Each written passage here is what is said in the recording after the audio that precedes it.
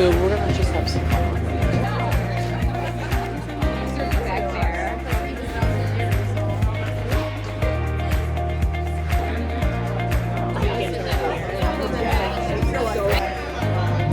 Welcome to Avalonbay. So you guys are probably wondering what Avalonbay even is and what we do here. So we develop and manage a bunch of wonderful, beautiful apartment communities all over the United States. So I've been working for Avalon for about 8 years now, which is a very long time. So obviously you can tell that I love my job. You know, I'm very excited that you guys are here. I'm glad we were able to partner with Live Out Loud. When I think back to my high school days, I think back and, you know, which it wasn't that long ago. But it was. But yeah, so when I think back to high school, I definitely think back to a really good time. Like I had a lot of fun, a lot of friends, but what I didn't have is support and like outlets for, you know, being, I identify as a lesbian, so I didn't have that. So having those role models wasn't there, and you know, that's what Live Out Loud means to me. My name is Heather. I've only been with Avalon for about 3 months now, so I'm a lot less tenured than Lydia, but a little bit about me. You know, what really speaks to me and resonates with me is the opportunity to explore and to learn. I actually have little kids. I have a 2, 4, and 6-year-old, right? Ooh. So as I look at today, walk the street and see kids and just how they live their life and live their truth, I am very much involved in making sure that I'm an ally to the community where I live and making sure my kids have the support that they need so that they can live their truth, whatever they determine that to be in the future. I've had 8 whole interviews, and the least tenured person was 7 years and went all the way up to 22 years. So that truly speaks a little bit to our environment and how much we are a loving environment with the spirit of caring, which is what we are. In the room, you have quite a few associates, but we're a total of 3,100 associates across quite a few U.S. cities. We started in the north and northeast and west coast rather. We're expanding. We have communities coming up in Denver. We have communities coming up in southern Florida, and it's growing so much. So you being here is not only an opportunity for us to teach, us to learn, but us to show really how we have such a spirit of caring, continuous improvement, and doing so much for the communities where we live and work. I went to school for communication and broadcasting. I was going to go into radio. During that time, I also worked almost full-time in retail as well, as a store manager. Eventually, I decided that, you know, after being there for almost 10 years, I'm done with this. I also actually worked for Sirius XM here in the city for an LGBT talk show, which was a lot of fun. But it made me kind of realize I did not want to go into producing. I kind of wanted to be on the host side of things, and you don't just start off as a host, and I wasn't willing to do the work. Retail just kept promoting me, and then eventually I had enough, and I resigned without actually having a job lined up. I kind of stumbled upon Avalon almost 9 months later. They had a job posting, and me being very brazen, I decided to go for a position that I really wasn't qualified for, but I ended up getting a community consultant position in one location, and then I kind of moved into a regional role 11 months later.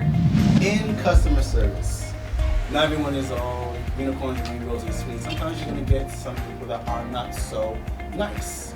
But in that situation, you have to allow yourself to remain in control of the situation. And by that, I mean that somehow transferring and transforming that energy, that bad juju that they have going on right there, and somehow they're leaving you with a smile on their face or a little bit better than when they came. So, and people that you encounter in life are not always going to be sweet and nice and have the best interest at heart, but as long as in time, I'm sure you guys are on your journey learning who you are, what makes you. If you keep that and you know yourself and you learn yourself, you'll be steady.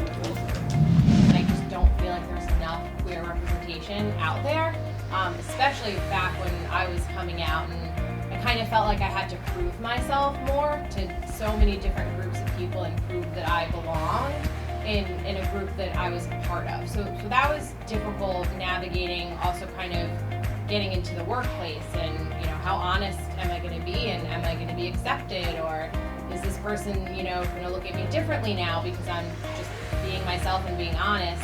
So that took a little bit of time to gain confidence in just knowing that this is who I am and I love who I am and I'm proud of who I am, and you know, if you don't like it, then that's fine. Like, there's somebody else that does, and you're gonna find your tribe in places you didn't even think. My mom knew I was gonna be gay when I was like 5. So she was like, yes.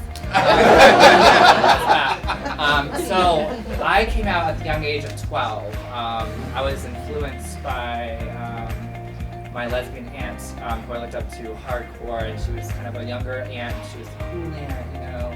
Seeing her and visiting with her and made me feel more comfortable about myself. And I came out at such a young age, and I, you know, in high school, like, theater was my safe haven. I was a huge theater kid. I was just being silly, doing backflips, and just being, like, in charge of costume and, like, lighting and all this silly stuff. And I feel like for my journey, it was mostly, like, resting, like, on my positivity in life and just knowing who I was and knowing who I was going to be at a very young age, and having a supportive mother, you know, to help with that journey.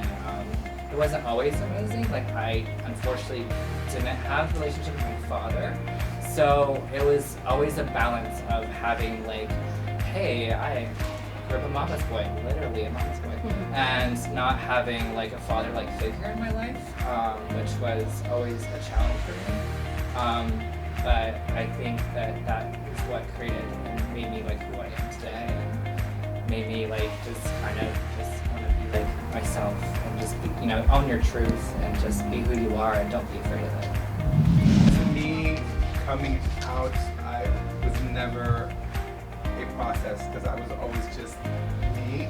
I never verbalized those words, believe it or not, to anyone in my family, because from day one I just knew who I was, and I hope that they would embrace that, and they have.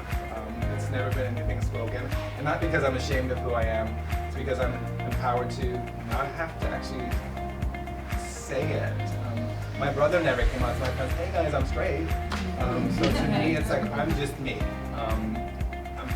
My parents know it's there, they've met my partners, but it's just not something I ever felt I needed to say.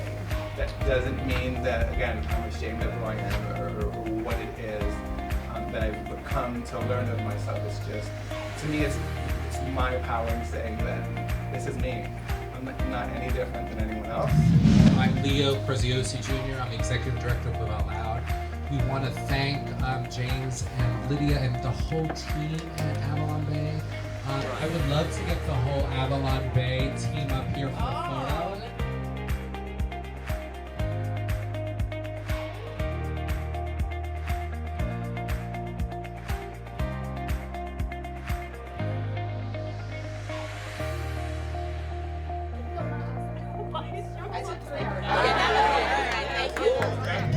I think it's important for the LGBT youth to have role models because it's important to be proud of who you are. It's important to have role models for LGBTQ youth for representation. I think it's so important, because I didn't have it growing up, to have role models that show our kids the example. It's good to be a role model for the LGBTQ community because it helps empower the youth. We need to see ourselves in many different roles and see how successful we can be in order to continue to be empowered. It's hard to, find yourself in the media, and we need to be able to identify, like, this little girl growing up definitely needs to be able to say, oh, she looks just like me. Maybe I can be like her one day. There's so much more to offer That need for us to be out there to look up to. Be the best version of you. Become better leaders of the future. Do it. You got this.